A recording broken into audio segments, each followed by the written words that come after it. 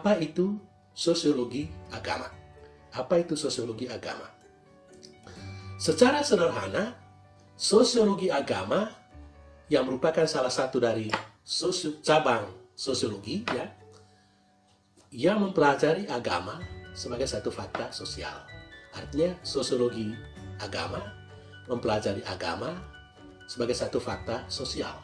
Sama seperti sosiologi keluarga mempelajari keluarga sebagai satu fakta sosial, atau sosiologi politik mempelajari politik sebagai satu fakta sosial, sosiologi kesehatan mempelajari kesehatan sebagai satu fakta sosial. Jadi bisa dikatakan bahwa sosiologi agama adalah cabang dari sosiologi umum yang berusaha untuk mempelajari masyarakat agama secara sosiologis. Ya. Jadi cabang dari sosiologi umum yang berusaha untuk mempelajari agama secara sosiologis. Nanti akan dijelaskan kemudian perspektif sosiologis dari agama. Berdasarkan definisi tersebut menjadi jelas bahwa objek studi dari sosiologi agama adalah masyarakat dengan semua elemen-elemen yang terkandung di dalamnya. Ya. Masyarakat agama misalnya, masyarakat agama maksudnya, dengan semua elemen-elemen yang terkandung di dalamnya. Ya. Seperti pengalaman keagamaan, kepercayaan keagamaan, ritus keagamaan, ya, praktek keagamaan yang sudah terpola, dan lembaga-lembaga agama. Selain itu, sosiologi agama juga mempelajari agama dari segi fungsi dan disfungsi dari agama itu. Dia juga mempelajari tentang makna agama, atau agama sebagai satu sistem makna. Ya. Kemudian kontribusi agama terhadap integrasi sosial, dan sebaliknya juga kontribusi agama terhadap konflik sosial. Jadi tema-tema itu ada kaitan dengan kehidupan agama. Kalau kita lihat, studi sosiologis tentang agama adalah semacam interpretasi sosiologis tentang agama. Ya.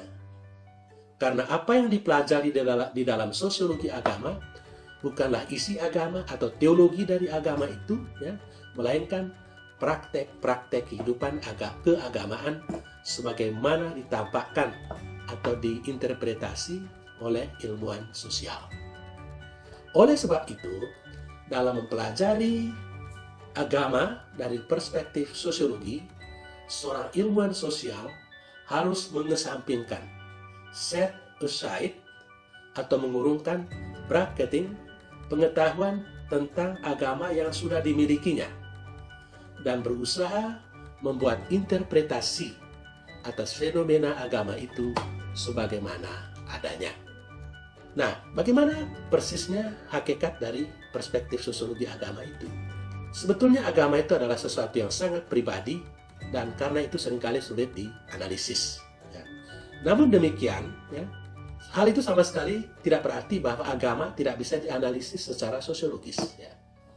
Agama yang bersifat individual pada waktu yang sama juga bersifat sosial. Ya.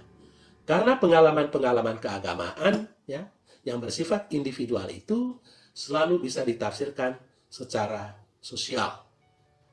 Sebab pengalaman keagamaan itu selalu terjadi dalam konteks-konteks tertentu, atau terjadi dalam kerangka-kerangka referensi tertentu. Misalnya, pengalaman mistik, sesuatu yang bersifat individual, tapi bisa diinterpretasi secara sosial. Demikian juga pengalaman pertobatan, pengalaman yang bersifat individual, tetapi juga bisa ditafsirkan secara sosial. Ada dua ciri pokok perspektif sosiologis tentang agama. Ya. Yang pertama itu adalah sifat empiris, ya, dan kedua bersifat objektif. Ya. Empiris karena sosiologi agama berusaha memberikan interpretasi atas sesuatu berdasarkan data.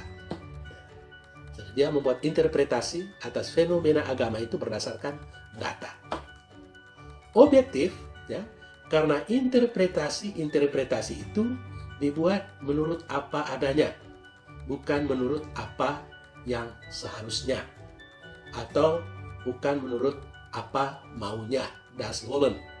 tetapi berdasarkan apa adanya, das Sein.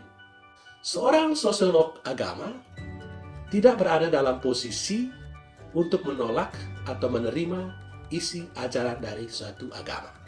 Itu harus dipahami. Malah demi objektivitas, ya, dia harus mengesampingkan pengetahuan pribadinya tentang agama tertentu, bahkan tentang agamanya sendiri. Jadi, seturut perspektif sosiologis, sebetulnya tidak ada agama yang superior, tidak ada agama yang inferior, melainkan agama itu adalah satu fakta sosial yang sama, ya, karena mereka memiliki unsur-unsur yang sama, ya, sebagai suatu agama. Perspektif sosiologis yang demikian mungkin tidak terlalu nyaman bagi kebanyakan orang yang telah bertahun-tahun menghidup atau menghayati kehidupan agamanya, ya, secara ritual. Ya. Kadang-kadang di dalam sosiologi agama, ya, kenyataan-kenyataan yang dipercayai sebagai sesuatu yang suci, ya, kadang-kadang harus dianalisis sebagai satu kenyataan sosial semata-mata. Memang harus diakui bahwa perspektif seseorang beriman atau perspektif seorang beriman tentang agama tentu berbeda dari perspektif atau pandangan seorang sosiolog tentang agama. Karena apa? Karena pandangan seorang beriman tentang agama, ya, didasarkan pada iman. Ya. Sedangkan pandangan seorang ilmuwan sosial atau sosiolog agama tentang agama didasarkan pada data empiris semata-mata. Ya. Berdasarkan sesuatu yang bisa diamati, bisa diobservasi. Tetapi kedua pandangan itu tentu saja tidak lengkap dalam dirinya sendiri. Keduanya tidak bisa mewakili pandangan yang menyeluruh tentang agama. Tetapi keduanya bisa saling memperkaya, ya, pemahaman kita tentang agama. Hal itu bisa diilustrasi dengan setangkai bunga, ya, yang dilihat dengan cara pandang berbeda-beda. Ya. Dalam hal ini, pandangan yang satu tidak bisa mempersalahkan pandangan yang lain. Apa yang benar untuk seorang beriman belum tentu benar untuk seorang sosiolog agama. Demikian pun sebaliknya. Apa yang benar untuk seorang sosiolog agama belum tentu benar untuk seorang yang iman. Tetapi keduanya tidak bisa saling menolak pandangan yang berbeda-beda itu. Jadi perspektifnya berbeda. Pandangan sosiologis didasarkan pada data empiris, sedangkan pandangan seorang beriman didasarkan pada iman. Contoh, kebenaran tentang wahyu. Kedua pandangan ini kadang-kadang sulit mendapat titik temu. Ya. Karena itu tadi, pandangan seorang beriman didasarkan pada imannya, sedangkan pandangan seorang sosiolog agama berdasarkan data-data empiris. Kalau itu tidak bisa dibuktikan secara empiris, maka hal seperti itu tidak bisa diakui keberadaannya. Jadi kadang-kadang sulit untuk mencapai titik temu. Hal lain, misalnya, perspektif sosiologis misalnya berpendapat bahwa alasan seseorang untuk masuk agama belum tentu karena kebenaran di dalam agama itu, melainkan faktor-faktor lain, yakni faktor-faktor geografis, atau karena perkawinan, atau karena adopsi, dan lain-lain. Kebetulan saya lahir di Flores, saya jadi Katolik. Kalau saya lahir di Madura, mungkin saya jadi orang Islam. Atau lahir di Sunda. Oke. Tetapi jelas, pandangan seperti itu tidak bisa diterima begitu saja oleh seorang beriman. Semakin seseorang mengaitkan hidup sehari-harinya dengan kekuatan-kekuatan supernatural, ya, semakin sulit dia bisa menerima pandangan-pandangan yang bersifat sosiologis. Menafsirkan pertobatan sebagai perilaku yang dipengaruhi oleh fakta-fakta sosial mungkin tidak cocok dengan pandangan seorang beriman tentang pertobatan, yang mungkin melihat pertobatan sebagai salah satu keputusan pribadi berdasarkan pertimbangan-pertimbangan yang dibuat secara matang. Dalam arti tertentu, seperti tadi dikatakan, seorang sosiolog harus mengesampingkan, set aside, atau bracketing, atau mengurungkan pertanyaan-pertanyaan yang berkaitan dengan iman.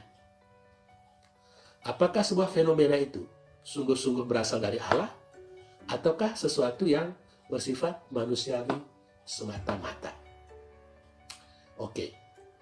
Tetapi harus diakui bahwa ada dimensi-dimensi kehidupan beragama yang tidak bisa diinterpretasi secara sosiologis. Tapi harus diakui juga bahwa perilaku keagamaan bersifat manusiawi, dan karena itu bisa dikaji juga secara sosiologis. Dengan keterbatasan-keterbatasan seperti itu, marilah kita melihat bagaimana sosiologi membuat analisis tentang agama.